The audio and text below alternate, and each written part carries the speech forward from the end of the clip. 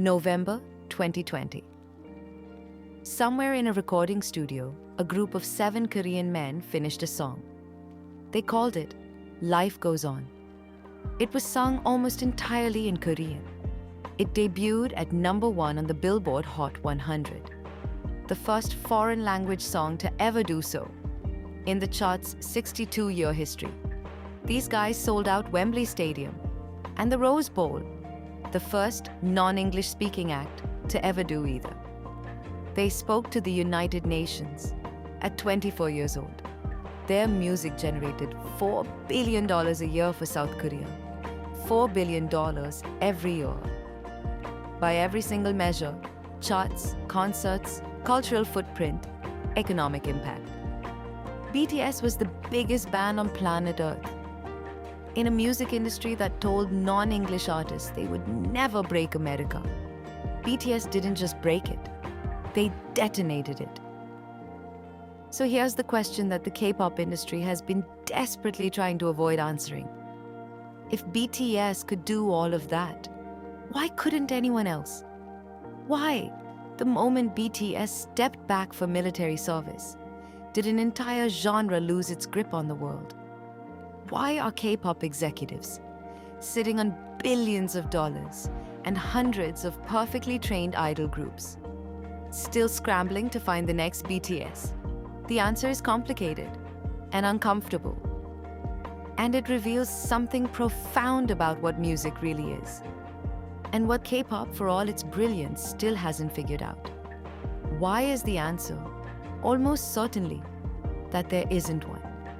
To understand BTS, you first have to understand the machine they came from, and then understand why they escaped it. The Korean pop industry runs on one of the most efficient and brutal entertainment systems ever devised.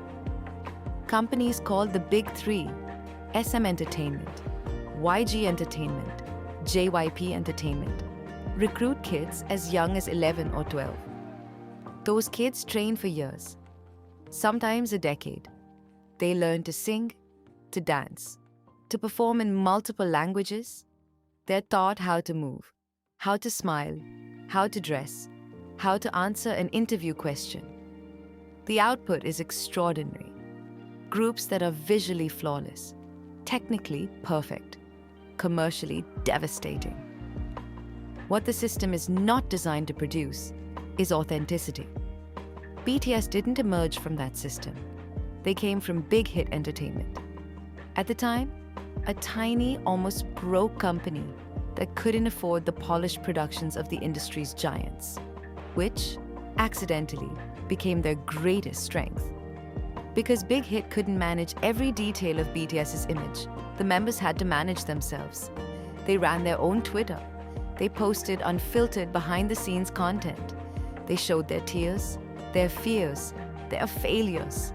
BTS translator Anton He, who worked on BTS's own biography, put it bluntly. BTS received very little in the way of traditional marketing. Compared to other K-pop acts who cultivate mystery and make themselves inaccessible, that's actually the industry's default setting. BTS did the opposite. They had no choice but to build a direct, unfiltered relationship with their fans. What started as a limitation became their most powerful weapon. Because the thing is, you cannot manufacture a genuine human connection. You can train for it, but you cannot fake it. Not for long. Not at that scale. Most K-pop groups cultivate what Koreans call Simbijui marketing, mystery marketing. Stay distant, stay perfect, stay untouchable. BTS did the opposite. In 2015, before they were famous, they went to see a movie with over 200 fans. Not as a PR stunt, just because they wanted to. That wasn't a strategy. That was who they were. And you cannot manufacture who someone is, but authenticity alone doesn't sell stadiums. Plenty of authentic musicians are playing to empty rooms right now. What BTS had, what the industry has never been able to bottle, was a message that crossed every cultural and linguistic boundary. While other K-pop groups were singing about love and heartbreak, and the party anthem. BTS was talking about mental health, about the pressure of modern society, about the terrifying loneliness of being young in a world that tells you exactly who to be. Their 2018 UN speech, delivered by RM at 24 years old, wasn't a performance. It was a confession. He said, quote, "No matter who you are, where you're from, your skin color, your gender identity, speak yourself." That speech was watched by 100 million people. When was the last time a pop star made a 100 million view speech at the United Nations about self-love? Their albums weren't just music. They were interconnected narratives. The Love Yourself series referenced Carl Jung's concept of the shadow. Map of the Soul referenced Jungian psychoanalysis. These were 7 pop stars referencing academic psychology. K-pop competitors took notice. Labels tried to add meaningful themes to their group's music. But there's a difference between meaning and manufactured meaning. Audiences, especially Generation Z, can smell the difference from a mile away. BTS's message worked because it came from them, not from a marketing team. RM, Suga, and Jhope were writing rap verses before Big Hit even existed. The emotional truth in their music was built over years of real hardship, not assembled in a boardroom. Suga literally wrote about his suicidal thoughts on an album in 2016, on purpose, not as a marketing strategy, as a human being who needed to say something true. That's the gap the industry has never been able to close. You can train someone to dance. You can train someone to sing. You cannot train someone to have lived a life that produces that kind of art. Every K-pop group has fans. BTS has an army. Literally. ARMY, which stands for Adorable Representative MC for Youth, is not just a fandom. It is one of the most organized, culturally influential, politically engaged fan communities in the history of popular music. ARMYs have raised millions for charity in BTS's name. They crashed the Billboard voting servers. They translated BTS content into dozens of languages, often within minutes of release. They coordinated streaming parties with military precision.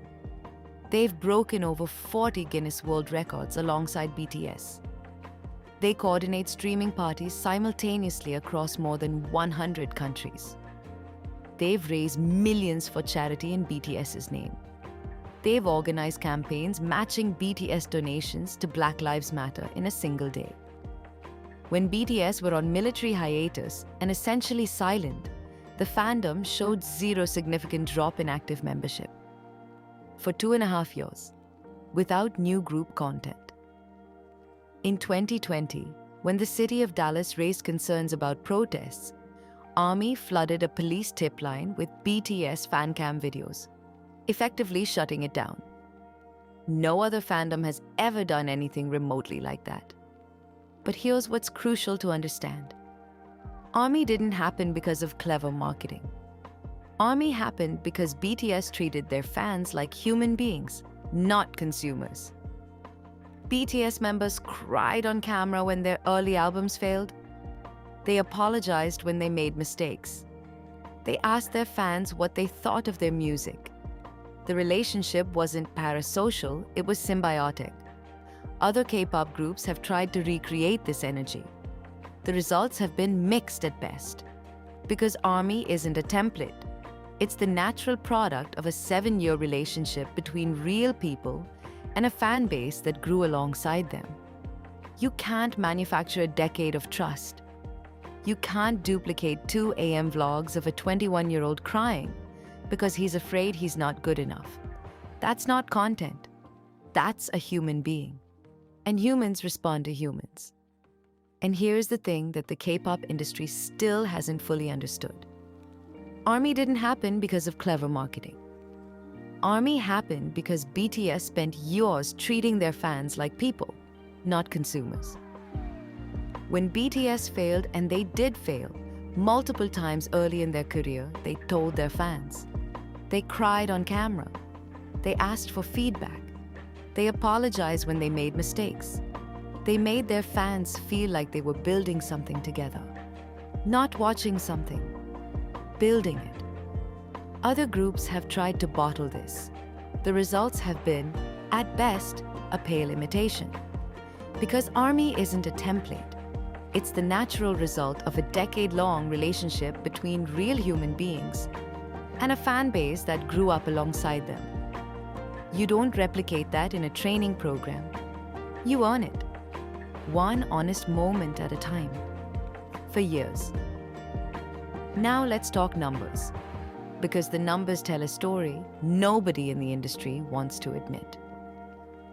In June 2022, BTS announced a group hiatus as its members prepared for South Korea's mandatory military service. They didn't disappear. Solo albums kept coming, but group activities effectively stopped. The industry says, don't worry, we have plenty of other groups. Here's what happened next.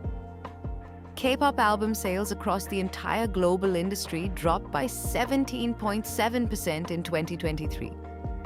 The milestone of 100 million annual album sales that the industry had celebrated hitting in 2022? Gone. Export growth rates tell an even starker story. In 2020, K-pop album exports grew by 82.6%. In 2021, 62.1%. In 2023, 0.55%, less than 1%.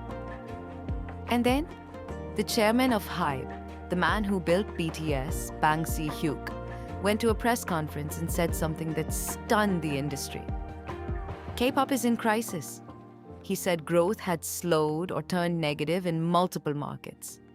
He noted that despite everything, all the cultural impact, all the global expansion, major K-pop companies still account for just 2% of global music record and streaming sales. 2%. Groups like Stray Kids, ATEEZ, 17, TXT, all genuinely talented, all beloved by dedicated fan bases. None of them came close to filling the space BTS left. The Korea Herald put it plainly. K-pop's influence became more fragmented, lacking a clear figurehead to anchor its global narrative. The hot take version: BTS wasn't riding the K-pop wave. BTS was the wave. So what is the K-pop industry doing in response? How are they trying to fill the void? The answer is fascinating, and it reveals exactly why no one has managed to replicate BTS. Because the industry took one look at what BTS achieved and decided the problem was too Korean. Now, almost all of them are trying to become less Korean. Bang Si-hyuk himself has reportedly declared it's time to, in his words, take the K out of K-pop. HYBE launched Cat's Eye, an English-speaking, US-based girl group, in collaboration with Universal Music Group. SM Entertainment has been recruiting international members for its groups for years. There's now a K-pop group to suit almost every demographic. Mixed language groups, fully English-speaking groups, groups assembled through Western-style reality TV competitions. And here is the brutal, beautiful irony at the center of all of it. BTS conquered the world by being more Korean, not less. They never released Korean albums with English versions for Western markets. They didn't take English stage names. They spoke Korean in American interviews. They walked the Grammys' red carpet in hanbok-inspired Louis Vuitton. They named a world tour after a Korean concept, Love Yourself. Life Goes On, a song sung in Korean, became the first foreign language song to debut at #1 in Billboard Hot 100 history. Because of that, the industry now believes the solution is fewer Korean songs. That's like studying a chef who made the world's greatest Korean BBQ, and concluding the secret was to get rid of the Korean part. The industry misread the lesson. BTS didn't succeed despite their Korean identity. They succeeded because of the authenticity that identity was part of. Removing the Koreanness doesn't create a new BTS. It just creates a diluted version of a Western pop act. And there are already plenty of those. Their success destroyed the assumption that language is a barrier in global music. Then the very industry that benefited from that revelation responded by making more music in English. This tells you something important. They saw the outcome, global fame, and tried to reverse engineer it by removing the Koreanness. But the Koreanness wasn't the obstacle BTS overcame. It was part of the authenticity that made people love them. You can't clone a movement. You can only build one. And movements are built on truth, time, and genuine human connection. There's a phrase that BTS fans have been saying for years, one that the industry has been slow to accept. BTS wave, not equal to K-pop wave. What they mean is this: BTS didn't succeed because K-pop is great. K-pop got to seem great because BTS succeeded. The two things got conflated, understandably, because BTS is Korean, they sing in Korean, and they came from the K-pop system. But what made them extraordinary was entirely, stubbornly, irreducibly their own. Their willingness to be publicly vulnerable, their insistence on writing and producing their own music rare in an industry that typically hands idols a finished product, their direct, unfiltered relationship with their fans, their ability to articulate the loneliness of an entire generation, their ability to look an entire generation in the eyes and say, "Yes, we know it's hard, and here is a song about that." The impossible chemistry between 7 very different human beings who grew up together in a small practice room in Seoul and became each other's family. None of that is a formula. None of that can be trained into someone in a 6-year idol program. The K-pop industry made BTS possible, but it didn't make BTS. BTS made BTS. And maybe that's the most profound thing about their story. In an industry built on control, on manufactured perfection, on idol systems, and carefully curated mystery, the most successful act in Korean music history succeeded because they were, above all else, honest. Honest about their pain, honest about their fear, honest with their fans, honest about who they are. The K-pop industry is still trying to find a formula that produces that. But you can't put honesty in a training manual. In March 2026, after years of military service, BTS came back. Their album ARIRANG debuted at #1 on the Billboard 200 with 641,000 equivalent album units in a single week, the biggest week for any duo or group by that measure. Swim debuted at #1 on the Hot 100, their 7th chart topper. They became the first group in history to simultaneously debut an album and a song at #1 on both the Billboard 200 and the Hot 100. The industry that struggled to survive without them watched once again and tried to figure out how to replicate it. They won't. Not because BTS is magic, but because what BTS represents, honesty, artistic ownership, genuine human connection across a decade, isn't a product you can manufacture. But you can't put honesty in a training manual. You can't schedule a decade of trust. And you cannot replicate a bond between 7 people that the whole world decided to believe in. It's a life you have to live. If you made it this far, you're clearly as obsessed with this as I am. Hit subscribe and turn on notifications because we go this deep on every video. Drop a comment.